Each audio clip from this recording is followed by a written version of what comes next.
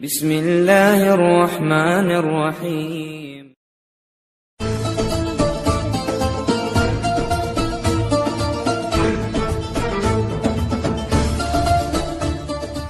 अस्सलामुअलैकुम दोस्तों, मेरा नाम आसिफ खान और आप देख रहे हैं इंडियन मुस्लिम। अर्तगरल बस एक ड्रामा नहीं, ये एक तिलिस्म है जो जहनों को जकड़ लेता है। अर्तगरल गाजी इस्लाम का वो शानदार सिपाही था जिसने सलीबियों और मंगोलों की नींदें हराम कर डाली थी। और आज के यहूदी और सलीबी इस ड्रामे से कितना बौखलाए हुए हैं, इसका अंदाज़ा इस बात से लगाया जा सकता है कि न्यूयॉर्क टाइम्स ने इस ड्रामे को तुर्की का सॉफ्ट एटम बॉम्ब कहा है। वो कहते हैं कि तैयब अर्दगान इस ड्रामे के जरिए मुसलमानों को वर्गला रहा है, मगर हकीकत यह है कि अर्तगरल ड्रामे ने आज मुसलमानों को जगा दिया है। अर्तगरल गाजी जैसे जाबाज सिपाही को देखकर आज का मुसलमान अपने सुनहरे माजी को देख पा रहा है। कौन था ये अर्तगरल गाजी? आखिर इसकी इतनी चर्चा क्यों हो रही है? दरअसल मामला शुरू होता है 13वीं सदी से, जब चंगेज खान की मंगोली सेना पूरी दुनिया में लूट मार करती हुई मुसलमानों और यूरोप के कई मुल्कों को फतह कर रही थी। मंगोल ऐसे वहशी दरिंदे थे जो जहां भी जाते खून की नदियां बहा देते थे। ना बच्चों बूढ़ों का लिहाज, ना औरतों को छोड़ते थे। हर जगह तबाही फैलाना इनका मकसद था। जब ये मंगोल ख्वारिज्म के इलाके तक पहुँचे तो यहाँ एक कबीला था जो इस इलाके को छोड़कर वहाँ से भागा। उस कबीले का नाम था काई कबीला। इस कबीले का सरदार था सुलेमान शाह। सुलेमान शाह के 4 बेटे थे। तीसरे नंबर का बेटा था अर्तगरल गाजी।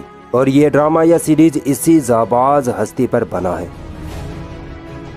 सल्जूकी सल्तनत की शहजादी हलीमा सुल्तान और उसके भाई और बाप को ईसाइयों ने कैद कर लिया था।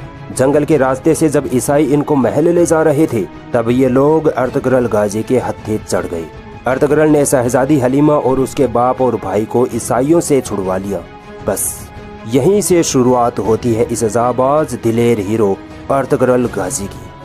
इस घटना के बाद काई कबीले पर ईसाइयों की तरफ से तरह तरह की परेशानियां आने लगी, मगर अर्तगरल गाजी ने बड़ी दिलेरी से हर परेशानी को दूर कर डाला। अर्तगरल गाजी का दिलेरी वाला काम था ईसाइयों के उस किले को फतह करना जहां से मुसलमानों के खिलाफ साजिशें तैयार होती थी।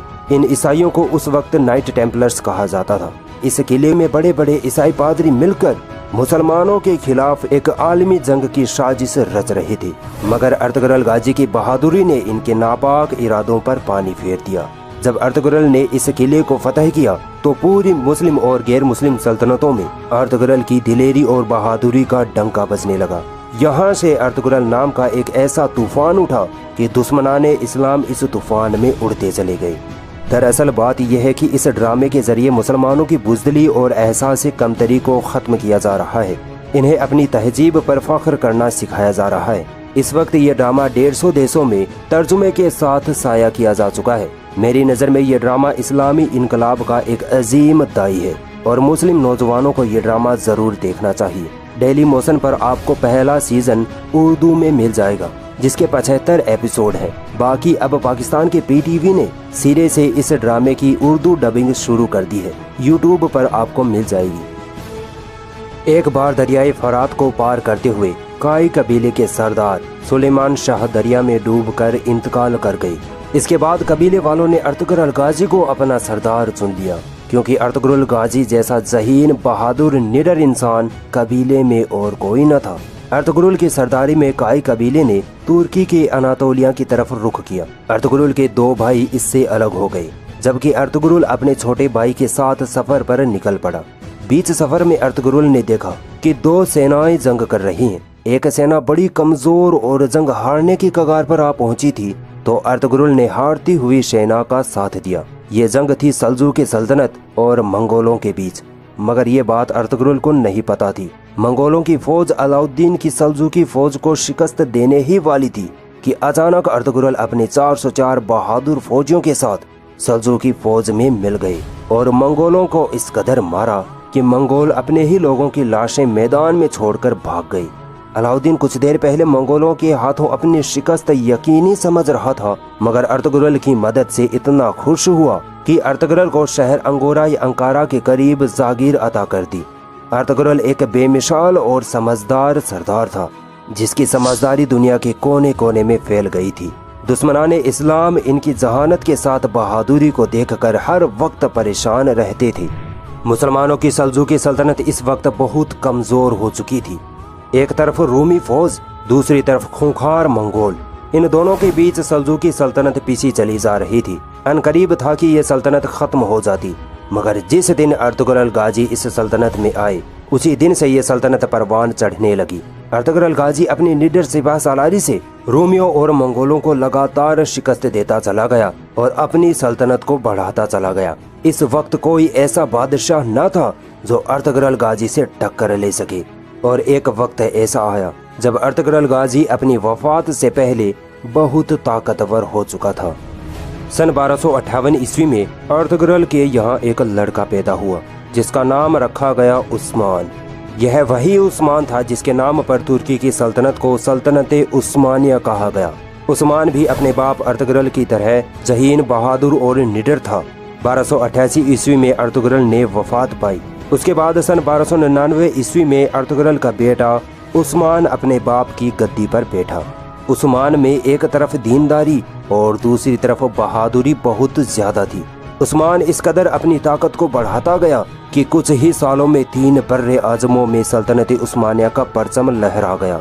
उस वक्त सल्तनत उस्मानिया में 40 देश आते थे और ये सल्तनत 1923 तक जमी रही। कई सुल्तान आए जिन्होंने इस सल्तनत को कायम रखा, मगर 600 साल बाद फिर ये सल्तनत उस्मानिया बुराइयों और कमजोरियों का शिकार होने लगी। 1923 में इस सल्तनत को एकदम से खत्म कर दिया गया।